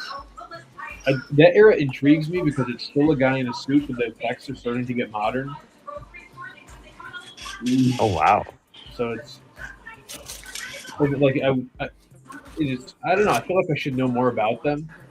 But they're not like modern enough to be like cool. So I think that's what makes me love them. Like it's almost like everything is like a cutscene from a video game. Oh wow! You know what I Okay. mean? Like when they had like live action people in video game cutscenes. Yeah. So I just like that vibe. Dude, Star Wars Dark Forces 2 had live action cutscenes, and that was always a trip. With Kyle Katarn, and when he was facing that, like, that was such a good game. He faced so many, like, new Sith and, like, an entire, like, that game's amazing. That's what the sequel should have been. We just rewatched. So we just finished 9. So we just rewatched all the main trilogy. Oh, Brandon, you're gonna hate me for saying this, dude, but I just watched the 3 new Disney trilogy movies. They're not that bad. They're pretty good. They do a very good job of homaging and honoring the original trilogy and the story structure and character development. This is not Luke Skywalker. That's fine. Not my Luke. Not my Luke. I love a Luke that just gets that green milk. That should have been half the movie, just him out there on his milk farm. I swear to God. That And like a really slow speeder chase. like the Last Jedi, just like literally, I don't know what makes like my blood boil more. You know what I mean? Like, I literally could become the Hulk just thinking about the Last Jedi. If I was the Hulk, I would just like think about the Last Jedi, and I would just be like invincible. It's just so bad. I don't know, dude. I think you got to watch all the movies in order again. Just tough it out with an open. I have like 3 times, dude. I've toughed it out. Like, I hate You're them. too stuck in your hate ways, them. Brandon. I hate them. Force Awakens is just a New Hope ripoff, and it's just is ridiculous. Like Leia like dying and like going to space. That was dumb. That whole thing was dumb. And then The Last Jedi took place in one spot. The entire movie was just like in one spot. I like that Sold water out shit. though. That was fun. Those splashes. What flashes? What? The splash when it's all wet. There's just lots of water, and they're doing flips. That's Rise of Skywalker. Oh, I mean, whatever. They're all the I've same. seen Rise of Skywalker once, and I thought that was like the one I enjoyed the most. But I've only seen it once, and I just let that memory settle. To be like, all right, I enjoyed that one. I really enjoyed Rogue One That's for what I probably my saw of favorite. Yeah, that's everyone's favorite. Is it really? Yeah, I Hollywood's feel like not it is. coming I up feel with like good movies anyway, so. yeah. No original ideas. That's why I don't like any of those ones. They're just not. I'm like salty about Rogue One, but that's like a personal issue. That one I admit that I'm stuck in my ways, and that's personal. It's because I was a really big fan of Shadow of the Empire, and the way they describe how the Death Star plans are obtained is totally different. And so like I grew up with this like thing about that, and then they changed the history, and then I was like, that upsets me. It's a good movie though. I'm not saying it's bad. I just have like a that one I will admit is on me. Yeah, I Did they totally make like. the animal Rogue One? I can't remember. Your Solo wasn't bad. You know, I watched that. I thought it was entertaining. Yeah, I dug it. How he got his name was a little dumb, but like Oh, I dig it. sometimes I oscillate between like. Sometimes the dumbest answer is like, yeah, I like that. I don't know. So do you think Disney, when they took over Star Wars, ruined it? Destroyed it, spat all over it, but Dave Filoni has done really good. Like Clone Wars is amazing, Rebels is amazing. All the like a lot of the shows that Dave Filoni ran are really good. Like Ahsoka is not that great. It's okay, but the animated stuff he like took over was astonishing. I've seen Or like how 2 about episodes of when this they new took Maul over show. Marvel? You think they destroyed the characters there? Not destroyed. It just like really just burned us out. Right. Oversaturated it for us. They really tried. It's like they tried too hard. I don't know how they're going to endure what they're doing now. Like cutting the whole visual development team. Oh yeah, dude. That's really killed any interest I have in those movies right now. Yep. Dude, I know. I mean, that's bleak as fuck. Yep. Like right before this like new Doom thing or whatever. Yeah. Star Wars. Like, way to kill your momentum. Right. Ugh. Just include Mickey Mouse in it. It'll be a hit. Kingdom Hearts, Star Wars. That doesn't sound terrible.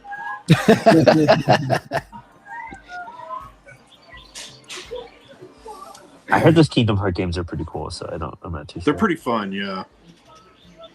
It's been a hot minute since I've played any of it, though. And now I don't have time for games. Oh, I bought a video game first time in like 25 years. This past month, the the Marvel Maximum Collection. They had the X-Men arcade game in it. Oh, nice. Oh, nice. And it's exactly what I want it to be. It's just the arcade game. That's so cool. It's fun. I decided to reward myself, and I'm taking like 2 days off of work to play the new Lego Batman. So Nice. Lego games are so fun. dude, and the most recent Lego Star Wars one was so good too. I can't wait for this. They should I let me- like Red Dead. Huh? Sorry, somebody else. Oh, my bad. I think like Red Dead and Baldur's Gate were the two games I played most recent. I'm like at the end of Baldur's Gate, but I didn't even finish Red Dead 2. Like I'm at the second epilogue, I guess. And but like I'm at a point where I'm like I kind of just want to replay it and do it better. Like but I know I can just try to finish this first round. I'm terrible at that game because I will like, oh, I can go fish and hunt, and that's all I want to do. Like, I kind of hate that they put the pressure of like tuberculosis on you, because like, I would love to do that extra stuff, but I'm like, my man's dying. He don't have much time left. Dude, I felt that same way, dude. I was like, man, I gotta like move. Like torturing this dude right now. But like with John, I did all the extra stuff in the first one.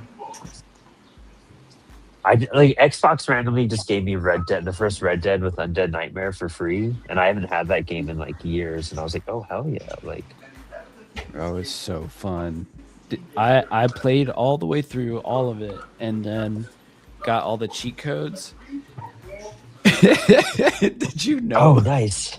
Did you know that you could lock on with dynamite with Deadeye, and it would be a heat-seeking missile? What? It was so good. That sounds fantastic. Yeah, it really does. You just rile up some people and get them to start running, and then you Deadeye and lock on and throw the dynamite, and it just follows them. That's That is fantastic. epic. One of my favorite things. But no, I used to be a big World of Warcraft fan. Cool. And they just divulged so much. Like, story would, like, it's one thing to retcon, but it's another thing to retcon so hard that, like, everything is broken now. Like, everything I knew before doesn't Oh, work really? because of this retcon.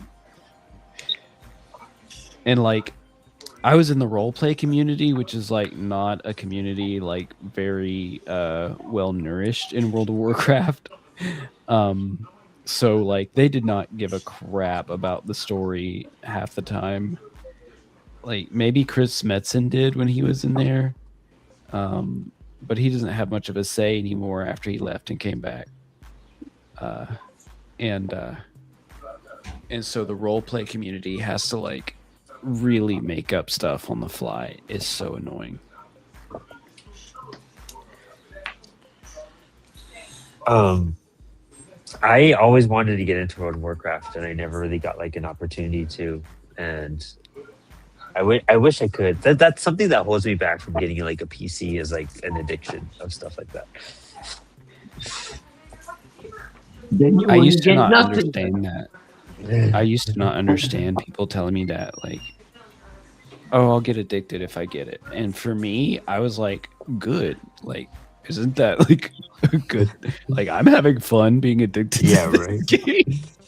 But now that I'm older, I'm like, yeah, maybe I shouldn't have done that. That's why Yeah, I like it's one of those arcade style stuff where you can play for 10, 15 minutes and be like, well, that was fun. I gotta do something else now. Yeah, that's why I like games like, I mean, Ghost of Tsushima, I was just talking about with someone today, and I was like, dude, I used to play that in between my breaks at work, because I'd get like a mission done in like 15 minutes, 20 minutes, and be like, I feel accomplished. And then stuff I could do like a little bit at a time is always good. Yeah. Like I still play. I play Twisted Metal 2 through a web browser. I don't know if I told you this guys before. Oh no.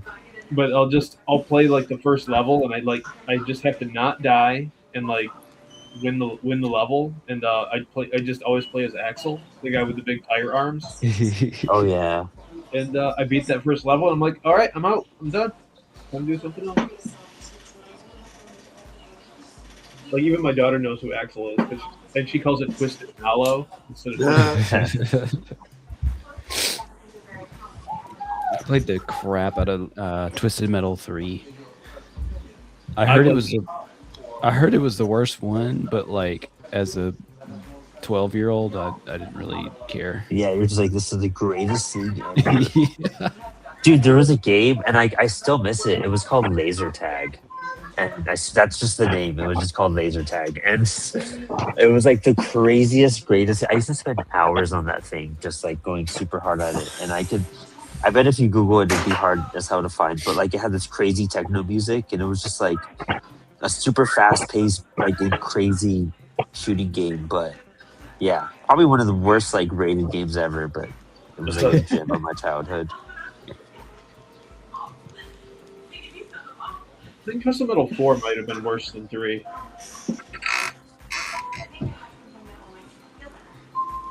It did have that Rob Zombie Dragula song, though. That was pretty rad. Bro, that's all I listened to after I played Twisted Metal. That's amazing. I still like Rob Zombie. I saw him like 2 or 3 years ago. Was he good? Yeah, super good. I was super hyped to see him. See, I dug White Zombie, but I never really got into his solo stuff. Dude, White Zombie, that's my shit right there. White Yeah. Zombie was what I grew up with. He hasn't come out with a new motion picture lately. Oh, right? It's been a minute, huh? What was his last movie? I don't even know, actually. Was it Monsters? Monsters? Really? Oh, God. Was it Monsters? Yeah. It was It so didn't bad, do too too. well in the movie theaters, so. It was so bad. It was so bad. Oh, man. I put it on with my roommate. Yeah, dude. I was like kind of hyped, too. I was like, oh, this might be pretty fun and cool. And I was like, the entire time, I was like, this is not. It's not fun or cool. Well, do you think he ruined Halloween? I never saw that Halloween. I'm not too sure. What about you guys? Trying to remember. I think I did watch it. I don't think so. I feel like No, if you I did you would watch know. it. You would. Yeah. I watched it. I liked it, actually. It was pretty fucking gory. Right. That makes sense.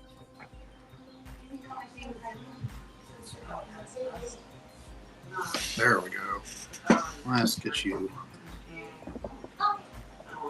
I mean, So for I'm the looking- actor, it must have been a good gig when he did the first Halloween. You know, whoever played Mike Myers, he didn't have to say anything. Yep. All he had to do was walk around with a knife and not say a word. I could do that. It'd be fun too. I mean, there's still the physicality of the role, too. Like, Yeah. You're early. I thought, like, you weren't bringing your bike up to the Max, you're not doing a So- free comic book day event, huh? No, I'm not. My free comic book day event is my gallery show. there you go. There you go. That's enough. Mark was just asking me. What? Oh, I was just saying, gallery shows are tough. I like them. My first year of teaching, I committed to doing 2 gallery shows before I knew I got hired. So then I had to do like all my first year stuff, and I did 2 solo shows. That's probably what shaped my opinion about gallery shows. Like, I'll just stay home. I'll table. Do you panic if you don't? You're like, do I have enough work? You know, is it going to sell out? If people wouldn't like it. You know, honestly, I realized because I learned a lesson. I'd rather sell out than have too much. Yes. I would love to sell out. Yeah. Yeah. I'm trying to order lower quantities now to be like, okay, well, there's all of those. That's why I love the zine. I wanna play with the tabloid, like a magazine size, like a tabloid sheet of paper folded over. You go bigger and smaller, but have everything be copier focused for a little while.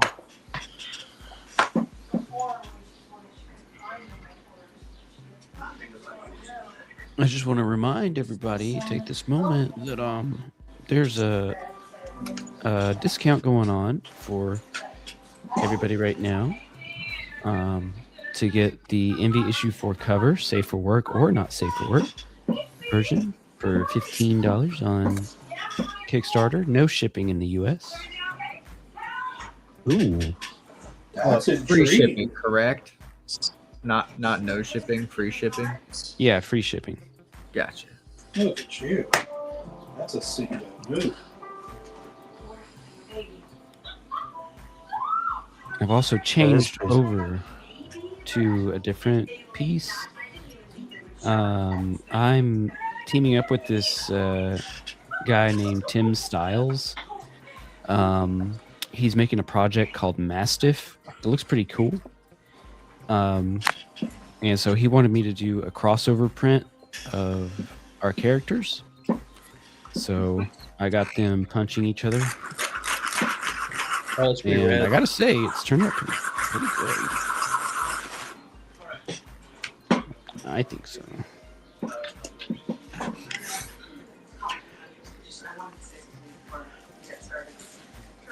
That is pretty rad looking. Oh man, let me blow that up. Here. That's pretty sick. Ooh. Oh yeah. Yeah, I dig it a lot. Yeah.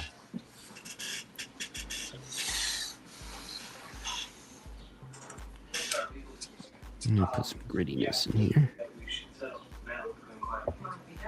I've got a fight sequence that I have mapped out with like mannequins, but I haven't. There's a character I haven't designed yet, so I need to design that so I can actually draw the characters in a fight.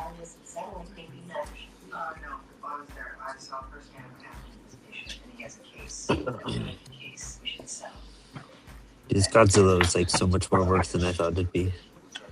Yeah, he's tough to draw, man. I Yeah, did a little details. yeah. And then the skin This too is- had a ton of little folds and stuff in it too. I'm just doing a bunch of like zigzags and whatnot. Yeah. Yes. I did And a then I'm sketch. also like blacking out parts.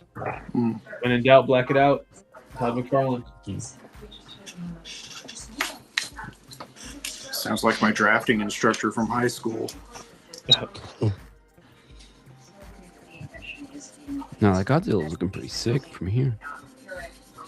Yeah, check it out. That's a little. Oh yeah, I like that a lot. Yeah, that's really rad. I bought the Give new that. Godzilla and Romeo and Juliet. I haven't read it yet. Oh yeah, I need to get Tom on the show, dude. Yeah, he did the backup on it. He did Godzilla and Robin Hood.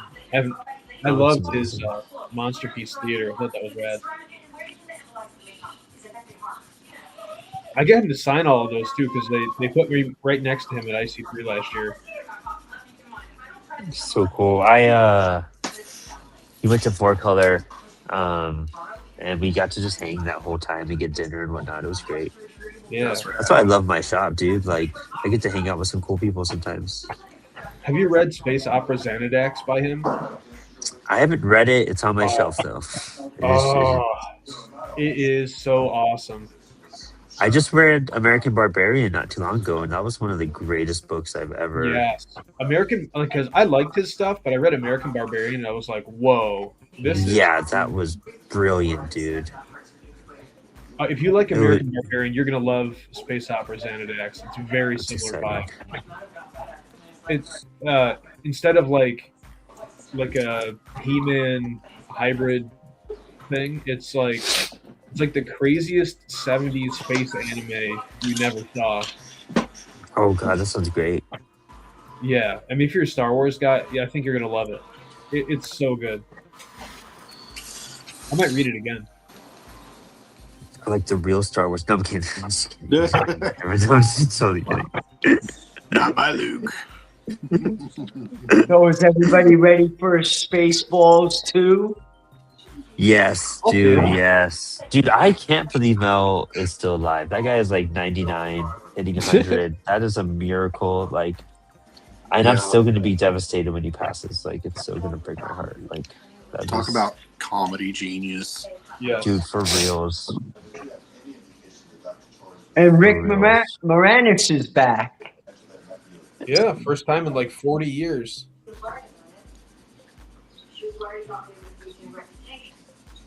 Yeah, dude. Really, I mean, Mel Brooks' History of the World Part 1. Talk about one of the greatest movies ever.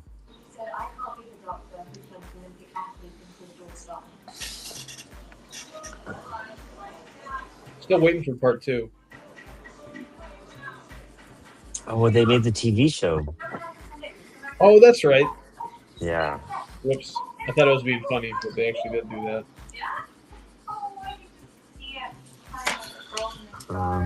But you know what? We are here approaching. We're at the end of the show. It's actually, you know, we started a little late, but it's 8:35, so we got to close out. It'll take us a good 10 minutes, anyways. But this was an interesting night, dude. Freaking stapled a bunch of zines. Check this out. Look at this. Look at this stack.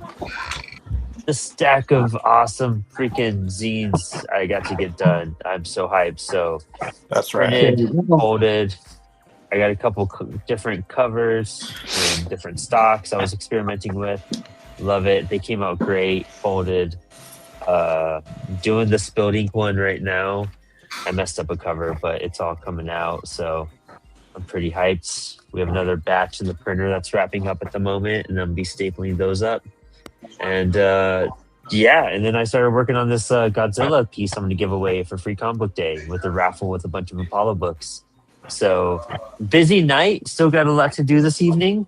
But I organized my closet full of inventory all day today, so I deserve to just like play with my drawings until I pass out. Yeah. But so I'm so hyped. Thank you guys so much for being on the show tonight. Let's do a little round table. Max, what'd you do? What'd you work on? What's that lettering coming out to be? Good. Yeah, almost finished this zine. We're still working on it. I'd like to grab. I keep losing shit, so I lost my tape. So I'm gonna be throwing some more tape on this as kind of a formalist thing, like this thing here. But this is a little zine about comic art not always looking exactly the way fine art does. And it's for my gallery show. So I'll be making a bunch of copies of this to have while people look at my stuff. I love that, dude. Very nice. And I like cool character there. Gag is available. Plasticized. Gag is available on artofmf.com. Over 60 pages. This is the fall issue. Winter issue is coming soon. Hand assembled by me, printed on offset newsprint. Pretty cool little fanzine about independent comics. So go check that out, and it's cheap. So go check it out. Ooh, love it, Max. Thank you so much. As always, I can't find my mouse. It disappeared. There we go. And let's see here, Chris. Dude, what you got? What you want to promote? I can't make Chris bigger. Can you make Chris bigger? I don't know why. Yeah, I got it. Look at that shiny color. Where am I? I don't see me. Oh, there I am. So, yeah, been doing color on this Most of the night. We got AHA 2 more days on the campaign. 120 backers. Go be the person that puts another raise into the creators' pockets if you want to back it.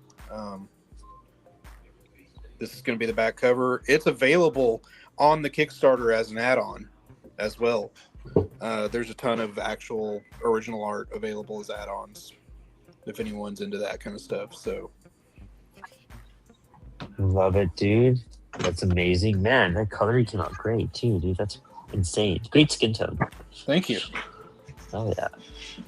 Austin, you want to tell us what you worked on and about your little secret tier you showed us?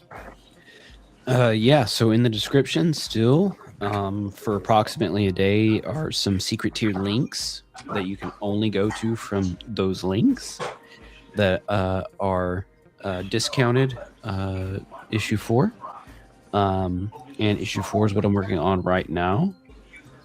So for this page specifically, I got a lot of the background stuff done. And it's fun to like show how much of the background is there. I can make it disappear with my finger. So the background is doing a lot of heavy lifting in this page on every panel. And I had to figure out cave, like what makes a cave look. I have no idea. So I just started experimenting and I think it turned out all right. That's sick. I love that. And then I moved over to this crossover print that I'm doing with Tim Stiles. He's going to be launching Mastiff, his Kickstarter, pretty soon. So we're doing a little crossover event to try and cross promote. And it's a horror, kind of similar with you got a bad looking dude doing good things. So really digging it. And yeah, just watch out for, if you go follow my campaign, I'm sure you'll get notifications of his, and we'll show you how to get this. Love it. Love it so much. Dude, thanks for coming on. And then I think you're on next week, and we have Inspiring coming up very, very soon, which I'm really hyped to talk to you more about. Yes. Awesome. Mark, what'd you work on tonight? Page 10. I worked on the lights here. He's in the moon, like a tunnel going to his hair office. It's the city under the moon. So Awesome. Nice. I love that. I Cities love under the the moon. coloring you're doing on that. yeah, took a lot of years of experience in the colors. I feel that. Dude, awesome. Thanks for coming back on the show, Mark. We always appreciate you on. I think I'm on next week. I think so, yeah. And then we're going to start booking for May. I'm going to start throwing it in the chats to get people on and start getting our summer lineup going. Cool. So, good time. Always appreciate you, Mark. And thanks for the conversation. Yeah, thanks for everybody to be there. I love the friendships I'm making, hopefully. And so. Oh, of course. Always, yeah. We appreciate you on the show so much. It definitely, it's always good to get another perspective and kind of explain more to us on some stuff. So, always welcome, Mark. And Okay, Aaron, I guess I'll see you next week. And We'll see good you luck next with week. your show. oh, thanks. The show will be next week too, so hopefully I'm not stressed preparing. I should be just having fun next week, potentially. Awesome. Aaron, what'd you work on tonight? So I'm working on the inks of part 2 of Air in Space, which is going to be. I'm submitting it to Lion Cosmique. I think hopefully they'll put it in. I think they will. So just getting some of these little end moments towards the end of the story done. So a little bit of a spoiler, I guess, but And all my stuff is pretty wholesome, so got cute dogs, That's amazing. all that stuff. And I had a visit actually from Elsa shortly ago. I had to mute so you could hear a magic wand, but I'll plug Disney's Frozen graphic novel, There written you by go. Castellucci and illustrated by. Oh, really? That's cool. So there you go. That's right. That's written by Castellucci, though. Yeah. Cecil's awesome. Yeah, this is how we're going to get a new generation of comics readers. This is Frozen Yep. graphic novel. Yeah, for Nice. real. So awesome, dude. Well, thank you so much for coming in to save the day and be the What I do. co-host again. I'll see you next week. I think. Yeah, we got you on next week as well. So it'd be a good time. I just noticed there was a print error. My printer wigged out and it started double printing my cover. So I got to figure out how to isolate my cover and like print that in the right pages and collate. So we got an evening. The struggle So continues. struggle continues. Oh, printing. But thanks, guys. Thanks for the night, and you all have a good one. You as well. All right, you too. Thanks.